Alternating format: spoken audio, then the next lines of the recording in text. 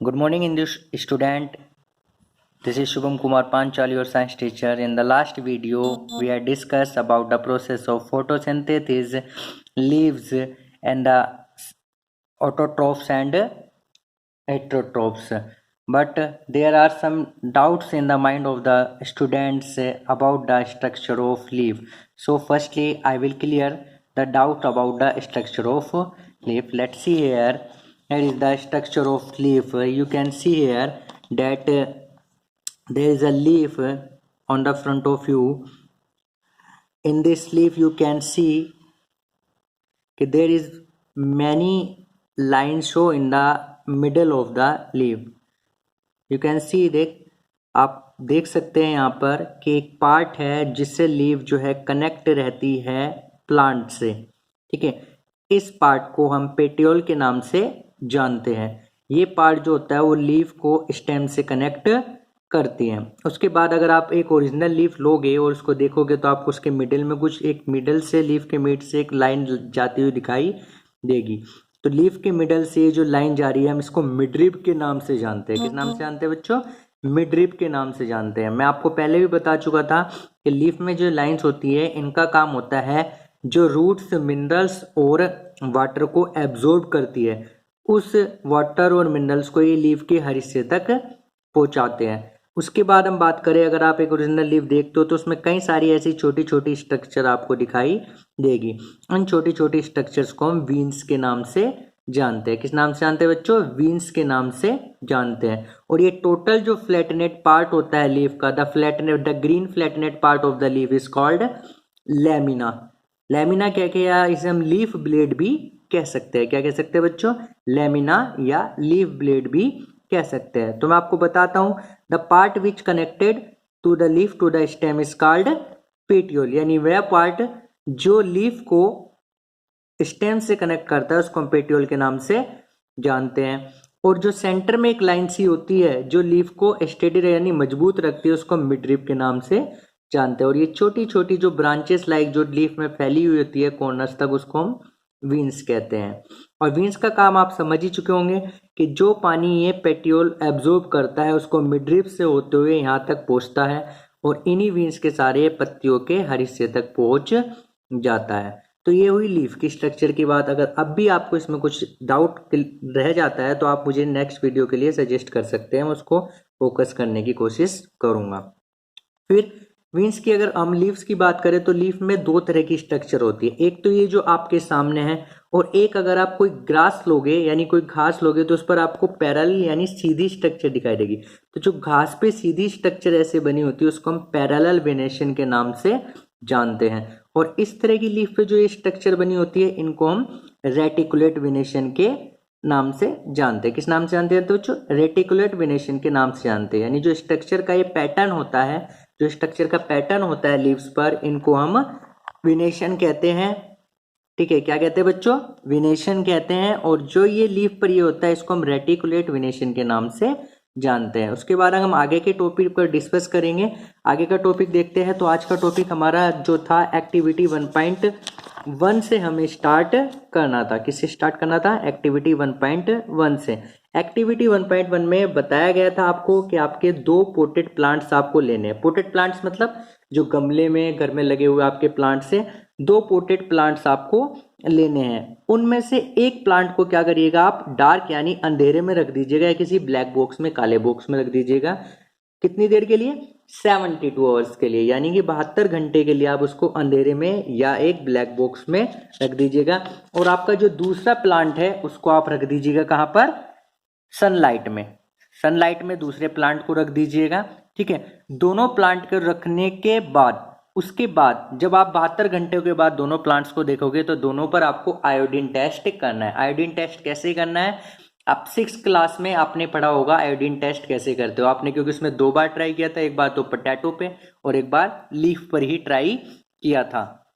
कैसे ट्राई किया था वो आप 6th क्लास की बुक में देख सकते हो, आपने पढ़ा भी था। लेकिन हल्का सा मैं डिटेल में थोड़ा सा आपको बता देता हूँ उस बारे में कि जो आयोडीन टेस्ट करना था आपको उसमें क्या करना था कि इफ लीफ लेनी थी और लीफ को एक बीकर में रख देना था और बीकर में उसके ऊपर फिर स्पिरिट डाल देना था और जब स्प्रिट आप उस पर डाल दिया था आपने पूरी तरह, उसको उसमें बीकर में तब तक स्प्रिट में डूबे रहना था, तब तक रहने देना था जब तक कि उसका पूरा ग्रीन कलर निकल कर, यानी उसका टोटल क्लोरोफिल निकल कर पानी में ना स्प्रिट में नहीं मिक्स हो जाता।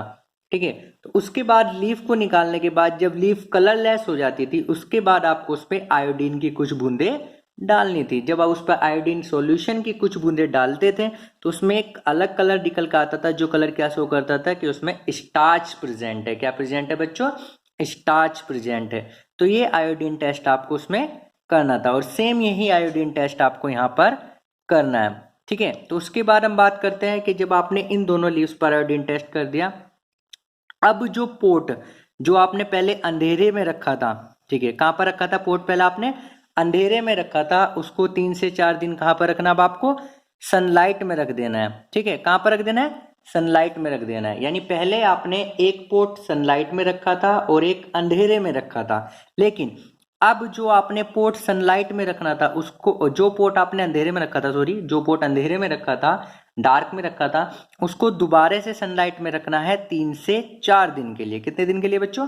3 से 4 दिन के लिए। और 3 से 4 दिन के बाद उससे आपको दोबारा आयोडीन टेस्ट करना है। और जब आप उस पर आयोडीन टेस्ट करोगे तो इस बार उसमें आपको स्टार्च की प्रेजेंस महसूस होगी, यानी आपको पता लग जाएगा कि इस बार उस लीफ में फूड बना है।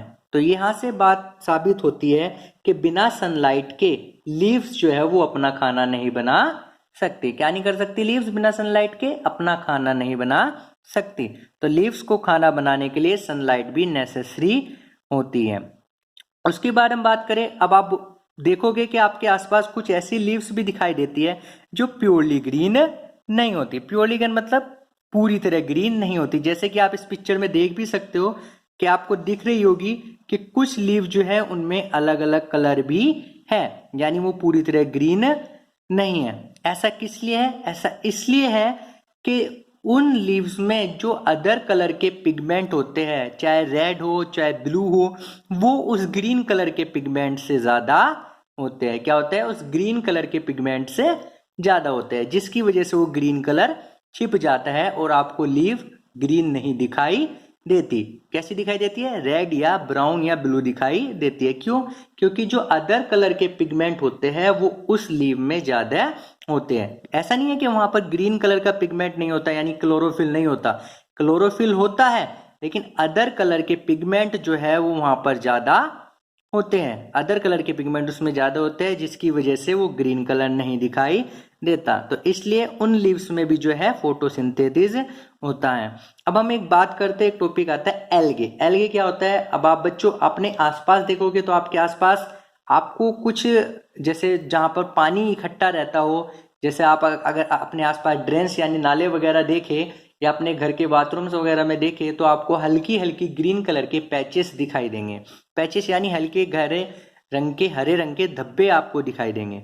तो ये हल्के गहरे रंग के जो धब्बे होते हैं, ये ज्यादातर कहाँ पर होता है? जहां पर पानी रुक जाता है, यानी ठहर जाता है। ठीक है, तो ये जो हल्के हल्के और गहरे रंग के गड्ढे होते हैं, इनको हम हिंदी में शैवाल के नाम से जानते हैं और वैसे एल्गे बोलते हैं। क्या बोलते हैं बच्चों? एल्गे बोलते हैं। जैसे आप अभी घर से बाहर निकलोगे थोड़ी देर बाद तो अपने आसपास में नाली में देखोगे, तो नाली में आपको थोड़ा क्या दूर से देखने पर आपको ग्रीन पैचेस दिखाई देंगे, यानी हल्के हल्के धब्बे दिखाई देंगे। ये जो ग्रीन पैचेस है ये बच्चे क्या होते हैं? एल्गे होते हैं, यानी शैवाल होते हैं। अब आप देखोगे तो ये कलर में कैसे होंगे? ग्रीन होंगे। क्यों ग्रीन होंगे? क्योंकि इनमें भी क्या होता है? क्लोरोफिल होता है। क्या होता है बच्चों? क्लोरोफिल होता है, जिसकी वजह से ये कलर में ग्रीन होते हैं। और ये भी अपना खाना खुद से यानी अपने आप बना सकते हैं। अपना खाना अपने आप ये बना सकते हैं। तो बच्चों मैं उम्मीद करता हूँ आपको एल्गे समझ में आया होगा कि एल्गे क्या होते हैं। लीफ स्ट्रक्चर की मैंने स्टार्टिंग में बात ही करी थी, क्योंकि वीन्स को लेकर कुछ डाउट था।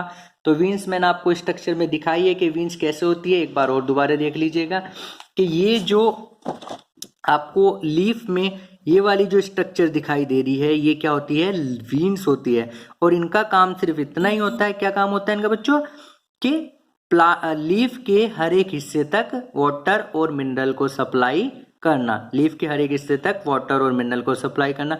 और ये जो ग्रीन पार्ट होता है पूरा, इसको हम लैमिना बोलते हैं और इसका काम क्या होता है, सनलाइट को एब्जॉर्ब करना। अब आप स्टोमेटा की बात करें तो ऐसी लीव्स पे छोटे छोटे जो है क्या होते हैं, होल्स होते हैं, छोटे छोटे होल्स होते हैं। इन्हीं होल्स को हम स्टोमेटा कहते हैं। मैंने आपको एक्टिविटी भी दी थी होमवर्क में, शायद आपने ऑब्जर्व नहीं करा हो, कि एक लीफ आपको लेनी थी और उसको सूखने देना था।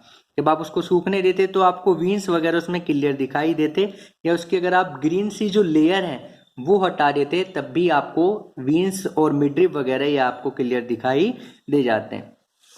नेक्स्ट टॉपिक की तरफ अगर हम चलते हैं तो नेक्स्ट टॉपिक आप आता है आपका synthesis of plant food other than carbohydrate. Synthesis of plant food other than carbohydrate, यानी आपने जब फोटोसिंथेसिस का प्रोसेस पढ़ा था तो आपने फोटोसिंथेसिस के प्रोसेस में पढ़ा था कि कार्बन डाइऑक्साइड और वाटर, क्या, कार्बन डाइऑक्साइड और वाटर सनलाइट और क्लोरोफिल की प्रेजेंस में क्या बनाते हैं, कार्बोहाइड्रेट बनाते हैं। क्या बनाते हैं बच्चों, कार्बोहाइड्रेट बनाते हैं। तो अब हम यहाँ पढ़ेंगे कि प्लांट जो है वो कार्बोहाइड्रेट के अलावा और भी खाने में बनाते हैं कुछ, ठीक है, वैरायटी का खाना खाते हैं प्लांट भी।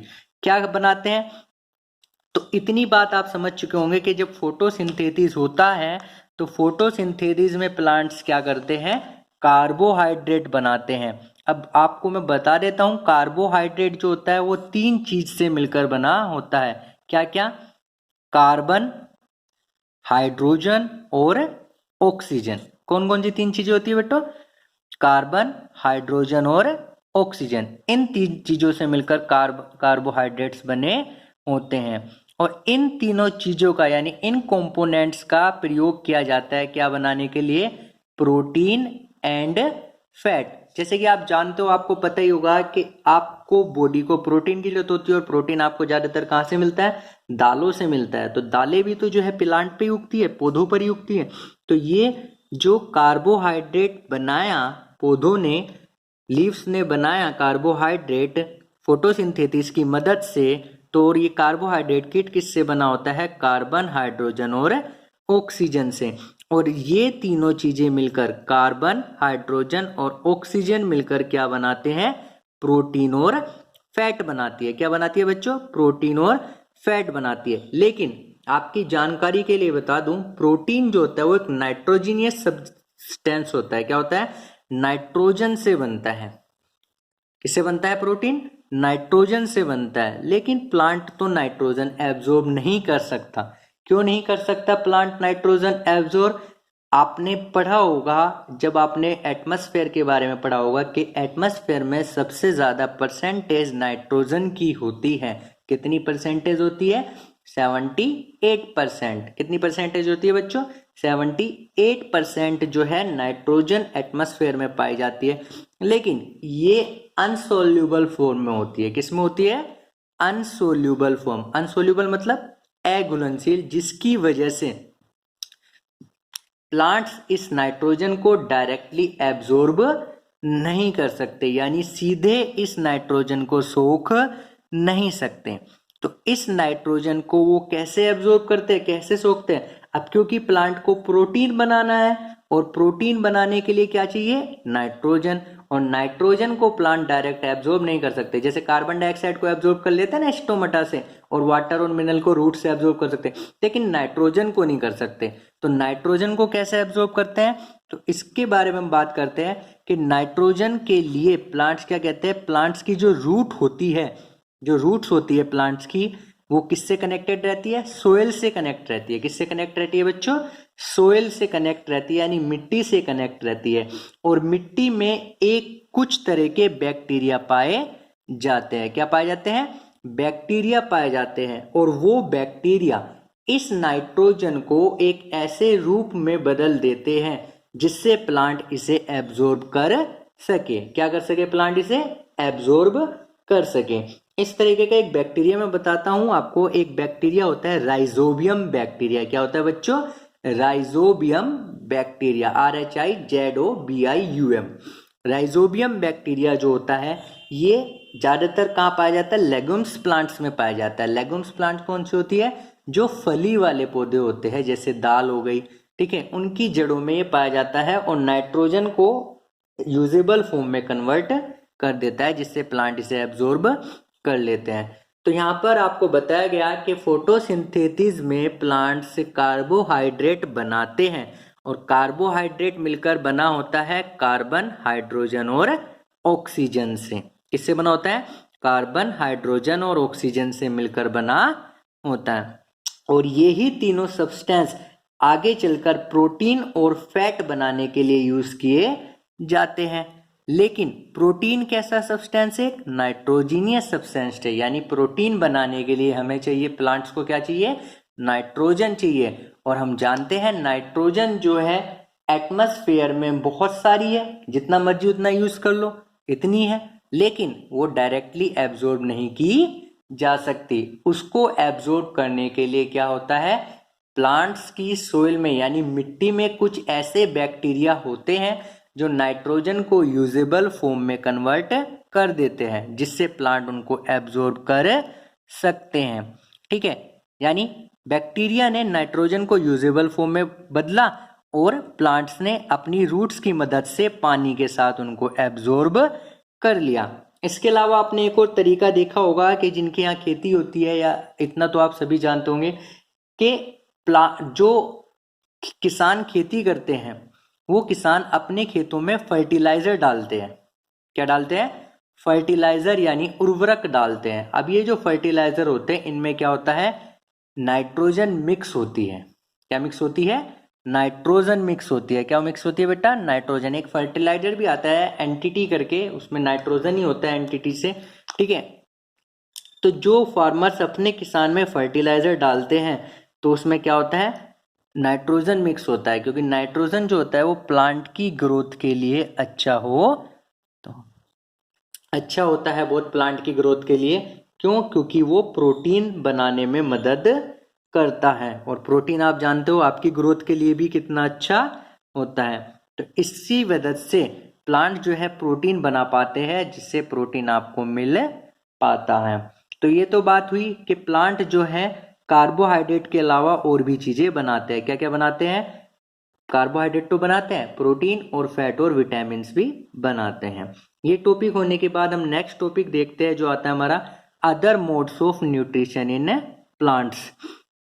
प्लांट्स में पोषण के अलग ढंग। अभी तक आपने पढ़ा था कि पौधे जो होते हैं वो अपना खाना खुद बना सकते हैं। क्या पढ़ा था अभी तक आपने? कि प्लांट्स अपना खाना खुद से बना सकते हैं, लेकिन कुछ ऐसे भी पौधे होते हैं जो अपना खाना खुद नहीं बना सकते। क्यों नहीं बना सकते? क्योंकि वो सोइल से कुछ चीजें एब्जॉर्ब नहीं कर सकते, या उनमें ऐसी क्वालिटीज नहीं होती कि वो मिट्टी से कुछ एब्जॉर्ब कर ले, चाहे उनमें क्लोरोफिल ना हो चाहे कुछ ना हो। तो वो अपने भोजन के लिए दूसरों पर डिपेंड करते हैं। अब जो दूसरों पर डिपेंड करते हैं, आपने पढ़ा था, उन्हें किस नाम से जानते हैं हम? हेटेरोट्रॉफ्स के नाम से जानते हैं। किस नाम से जानते हैं? हेटेरोट्रॉफ्स से।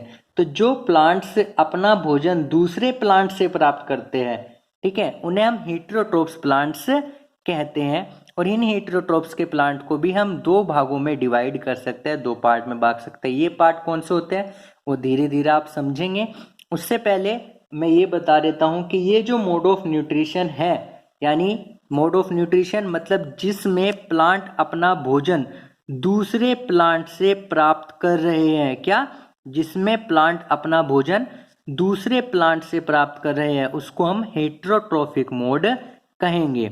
मींस डेफिनेशन क्या बनती है? The mode of nutrition in which plants get their food by other plants is called heterotrophic mode. What? Heterotrophic mode यानी पोषण का एक ऐसा ढंग जिसमें पौधे अपना भोजन दूसरे पौधों से प्राप्त करते हैं, उसे हम हेटेरोट्रॉफिक मोड कहते हैं। अब आपने अपने आसपास में क्या होगा कि अपने आसपास में जब आप इधर उधर घूमने निकलते होंगे तो आपने कई पेड़ों पर क्या बेलें लगी हुई देखी होगी। यानी आपने ऐसे देखा होगा एक पेड़ है और उसी पेड़ के चारों तरफ कुछ लिपटा हुआ है पेड़ जैसी स्ट्रक्चर। क्या लिपटी हुई है? पेड़ जैसी स्ट्रक्चर लिपटी हुई है। ये येलो कलर की होती है ज्यादातर, ठीक है। तो जब आप देखोगे, जैसे कि आप इमेज में भी देख पा रहे हो, मैं दिखा देता हूँ ज्यादा अच्छे से, कि इमेज में भी आप देख पा रहे हो कि इमेज में ये एक प्लांट है और प्लांट पे ये येलो कलर की स्ट्रक्चर ऐसे लिपटी हुई है। क्या है ये? येलो कलर की। और ये चीजें आप अपने आसपास कहीं प्लांट हो उसमें देख सकते हो, ठीक है। या आपने कभी कभी ऐसा देखा होगा, कुछ प्लांट ऐसे होते हैं उन पे दूसरा प्लांट आ जाता है, उग जाता है। तो ये जो प्लांट होते हैं, इसको, इस तरीके के प्लांट को, ये येलो कलर की जो आपको बेल सी दिख रही है, इसको मैं बता देता हूँ। देखिए लिखा हुआ है a yellow wiry branch structure twining around the stem and branches of a tree. यानी एक पीले से रंग की तार की तरह की संरचना जो तने और शाखाओं पर लिपटी हुई है, इस प्लांट को क्या कहते हैं? हम कसकटा कहते हैं, यानी अमरबेल हिंदी में हम इसको कहते हैं। कसकटा इस प्लांट को हम कहते हैं। और इस प्लांट में क्या नहीं होता? It does not have chlorophyll, यानी इस प्लांट में क्लोरोफिल नहीं होता। अब मीन्स क्लोरोफिल नहीं होता तो अपना खाना खुद से नहीं बना सकता। ये तो बात आप समझते होंगे कि जिन प्लांट्स में क्लोरोफिल नहीं है तो वो अपना खाना खुद से नहीं बना सकते। तो ये क्या करता है? It takes readymade food from the plant on which it is climbing, the plant on which it's climb is called a host. यानी इस प्लांट में क्लोरोफिल नहीं होता और ये अपना खाना खुद से नहीं बना सकता। तो ये क्या करता है? जिस प्लांट पर ये रहता है उसी प्लांट से अपना खाना प्राप्त करता है। यानी वो बेचारा प्लांट खाना बनाता है और ये उस प्लांट का ही खाना खा जाता है। तो यहाँ पर दो रिलेशन बनते हैं, एक तो वो प्लांट जो खाना बना रहा है और एक वो प्लांट जो दूसरे प्लांट का बनाया हुआ खाना खा जा रहा है। तो जो प्लांट खाना बना रहा है अपने लिए, उस प्लांट को हम कहेंगे होस्ट। क्या कहेंगे बच्चों? होस्ट कहेंगे। क्या कहेंगे? होस्ट। और जो प्लांट उस प्लांट पर रहता है और उसका खाना खा जाता है, उसको कहेंगे हम पैरासाइट। क्या कहेंगे बच्चों?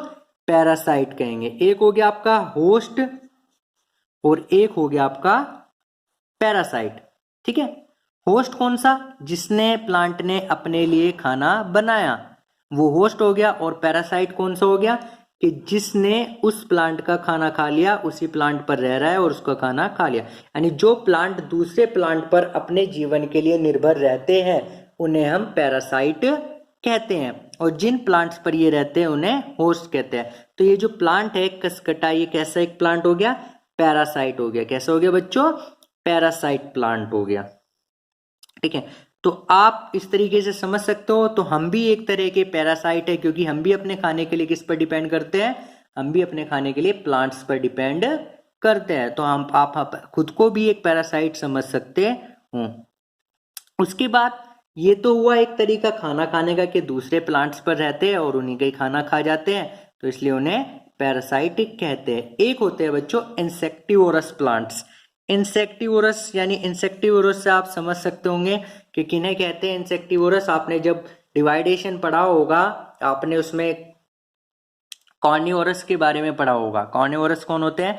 जो मांस खाते हैं। इंसेक्टिवोरस होते हैं कीट भक्षी। हिंदी में बोलेंगे हम इन्हें कीट भक्षी, यानी जो कीटों को खा जाते हैं। कीटे जैसे मच्छी, ये आपका मक्खी, मच्छर, ये जितने भी कीट पतंगे होते हैं उन्हें इंसेक्ट्स बोलते हैं, ठीक है। इंसेक्टिवोरस उन्हें बोलेंगे। तो कुछ प्लांट्स ऐसे होते हैं, जैसे कि आप ये देख सकते हो, ये प्लांट आपको दिख रहा है।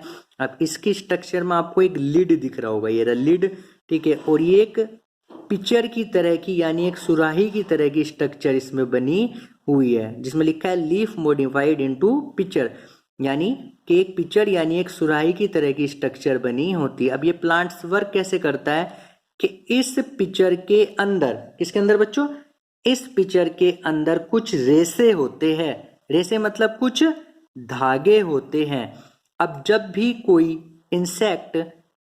भी इंसेक्ट इस पिक्चर के ऊपर बैठता है, यानी यहाँ पर आके बैठा, तो ये लिड जो है वो अपने आप बंद हो जाता है, यानी ढक्कन बंद हो जाता है। और वो इंसेक्ट जो है वो इस पिक्चर के धागों में यानी रेसों में फंस जाता है और खुद को निकाल नहीं पाता। जैसे आपने देखा होगा जो मकड़ी का जाल होता है ना, मकड़ी के जाल में कोई मक्खी फंस जाती है तो वो निकाल नहीं पाती खुद को, कि आपका पैर कभी किसी धागे में उलझ जाता है तो आप उसमें से निकाल नहीं पाते।